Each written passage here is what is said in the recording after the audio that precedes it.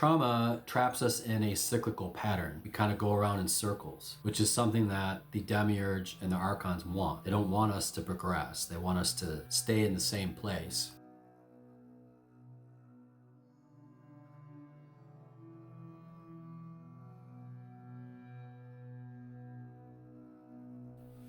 Hello. Today I'm gonna dive into my version of a self-help video. It's gonna be on reprogramming the nervous system, but this is gonna be from a Gnostic perspective. If you don't know much about Gnosticism, you should probably check out some of my other videos first. I'll put one here that might help you get a handle on it. This is gonna be a little bit of a how-to video, I guess. I'm gonna give you some thoughts and then also some techniques and just some other stuff. We need to start with this idea of the shift from identification with the reactive patterns to recognition from the observer. I'm gonna give you kind of a liberation narrative, if that's a way to put it. You might have some scripts in your life. I'm gonna give you some ideas to maybe rewrite these scripts a little bit, but let's get started. Archons of the mind, trauma and conditioning. So if you don't know, in the Gnostic outlook, there is a demiurge, which is like a half craftsman who created the world that we know, the material world, and underneath him are the archons, and underneath them are the demons. In our macrocosm, in our bodies, the archons and the demons are the internalized forces that control us. Or they don't control us like our minds.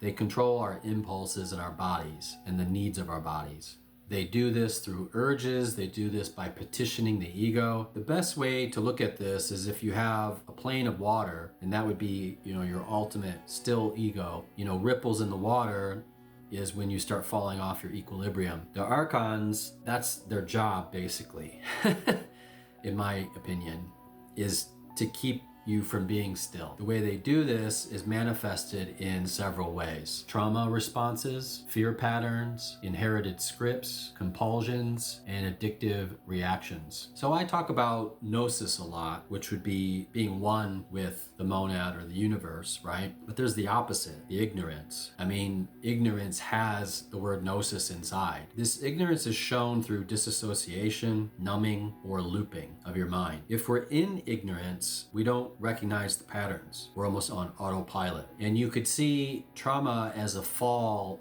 into fragmentation, or that rippling, like I said, of the water. The archons keep us broken. You want to look at it that way. Maybe broken is the wrong word because that assumes that there's a flaw there. Maybe a better word is like dissipated or, dissolved or something. We're not able to come together like this. We're sort of scattered. We can never really gather up the pieces and become whole. Perhaps the more ignorant that you are, the more difficult this would become. A lot of people self-medicate to try to come to terms with trauma. While that seems like a good idea at the time, it's also just making it worse for you because you're just throwing yourself into more ignorance because you're refusing to see it. It's like pushing it to the side. Gnosis is the opposite of that. That's inner knowledge of the divine, and it acts as integration, or in Carl Jung's term, individuation, the myth of the eternal return. Before we get into fixes, we have to look at time through a certain lens. The anthropologist Mircea Eliade talks about sacred and profane time, the myth of the eternal return. Trauma traps us in a cyclical pattern. We kind of go around in circles, which is something that the demiurge and the archons want. They don't want us to progress. They want us to stay in the same place. Through this, we're chained to profane time, to linear time, to A happened, so B happens. But by healing this trauma, we connect with our eternal selves. We become one with sacred time or meaningful time, or the eternity outside of time. The physician Gabor Mate has a certain view of this. Trauma is not the event, but the disconnection. We often think of trauma as being the bad part, and yes, it is bad, but that's not what causes us so much grief. It's the disconnection. The trauma causes more of it. Trauma is not what happens to you, it is what happens inside you as a result of what happens to you. So there's a few ways to see this. The more trauma you have, the more disconnected you are to sacred time. That's one way to look at it. The other way is that if you have, let's say, one moment of trauma,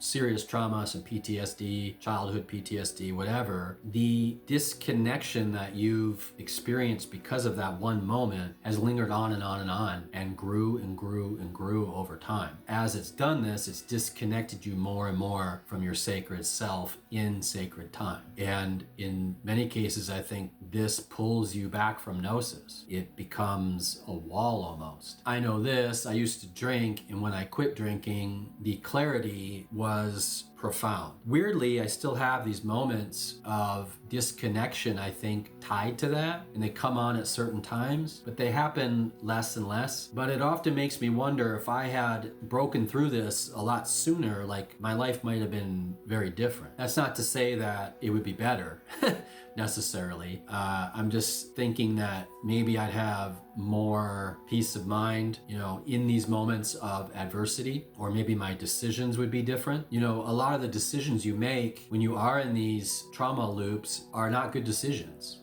You think they are at the time because you don't have that clarity, but they're really not. Somatic and psychological tools for nervous system rewiring. So if you don't know much about the nervous system, a lot of our trauma is bound up in the nervous system. And there are a lot of techniques to try to free that up. And if you think about it from a Gnostic perspective, it's a very, very clever trap, the nervous system, because it's the gift that keeps on giving, right? You just keep going and going and going. The misery compounds based off of this thing in your body that makes you remember. If you feel like that trauma is bound up in your nervous system, which it is, especially if you've had childhood trauma, even like adult PTSD or something, you're probably gonna have it. It is almost like the memory being trapped there, but there are some ways to manage it or to try to defeat it. These are orienting, turning the head slowly, noting exits and light sources to signal safety to the vagus nerve.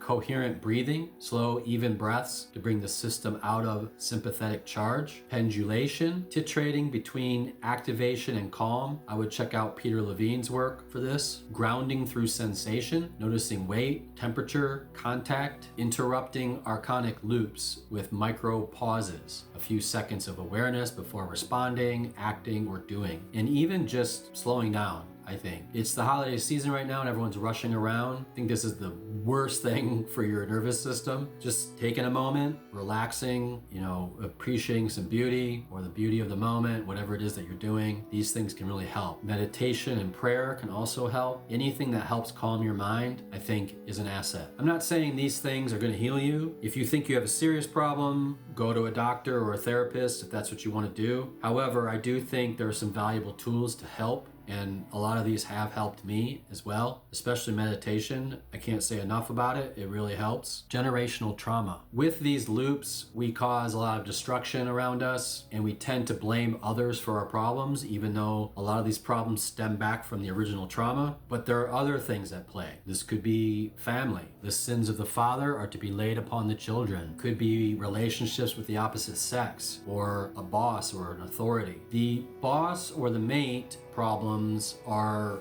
this life problems, but the ancestral trauma is maybe harder to get past. It originates from experiences such as war, oppression, abuse, neglect, or systematic discrimination. There are many, many ways for this to be handed down. Epigenetics, severe trauma may affect gene expression, potentially influencing stress responses in descendants. Behavioral patterns, children may unconsciously adopt coping mechanisms or emotional habits from parents. Some examples of this are avoidance, hypervigilance, or mistrust. Family dynamics, dysfunctional relationships, communication patterns, or parenting styles can embed trauma across generations. Cultural memory, collective trauma, like slavery or genocide or something, can shape identity, beliefs, and emotional responses in communities over generations. So these are some things to remember. We often berate ourselves for things we did, but a lot of times this isn't our fault. Sometimes it's way beyond our influence. These are things that maybe you had no hand in. I mean, this is where like past life regressions could come into play. I've had some of my own experiences with that, and I definitely think it's sorted some things out for me. Not sure it's for everyone, but it could help. Breaking subconscious loops and inner archons. Like everything, knowing is half the battle. Once you identify the the loop, what triggers it, how the body reacts, what story fires next, you can start to change things. You need to name the pattern. Naming weakens automaticity. Replace the Archon script with a counter move.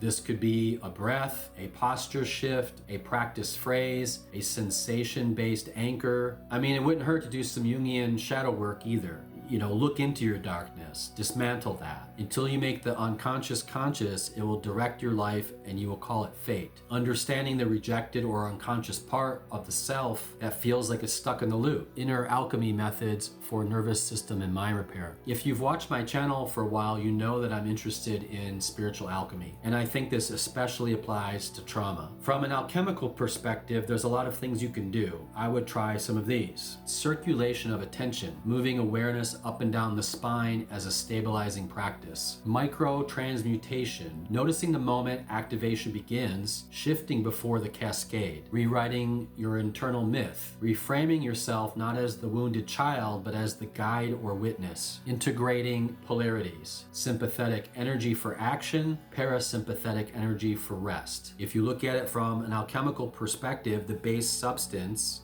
which is your mind. In alchemy, that is the profane material before it becomes gold, is your raw, emotional, physiological makeup, often shaped by trauma, fear, or unconscious patterns. If you can break these, you can transmute your mind into something different. You can transform your life through these processes. Steps for long-term transformation. Like gaining gnosis, I think this is a process, not a one-time realization. Although you could have leaps and bounds, you're also going to have setbacks. Here are some things to remember. Stabilize yourself before you start excavating things. Prioritize your grounding. Do things that keep you grounded. This is something that occultists always bring up. You have to make sure that your mind and your spirit is ready to accept the power that is given to you. If you do something too soon, it can be disastrous. You need to track the triggers. You need to figure them out. Journaling is an excellent way to do this because the more that you write, the more you can look back and see patterns. Or do a video journal, same thing. You can see patterns this way. It's better to do small actions than to do dramatic overhauls, in my opinion. Tiny steps consistently win the race. Just replace the old myth with a new narrative of agency. I think this is very important. You have to create a new you. It's like the rebus in alchemy. You have to create the third one out of the two. Use your imagination to do it. Once you do this, you can step into it and then embody this new person. If we take on this new persona, even before we're ready, we will eventually become it despite our fears or obstacles. It is inevitable. But if you keep looking back to the person that you were, it will just be a feedback loop. I know it's a little bit scary, but you got to move into the next you. You need to reinforce neural pathways. This can be done through repetition, novelty, embodiment, writing, art. Maybe the most important thing is that we need to treat setbacks as part of the spiral. It's not a fall. You gain 5 steps, but maybe you lose 1. You're still at 4. Progress is never linear. I know this from writing books because you always think you're going forward and then something sets you back. You got to keep going. I think this is the case with everything: art, work, psychology, gnosis, all of it. But that's all I got for this one. If you have anything to say about this, or if you want to reveal anything about some things that you're dealing with, you can put that below. Or if you have anything to add, you can also put that below. But that's all I got. Take care. Have a good day.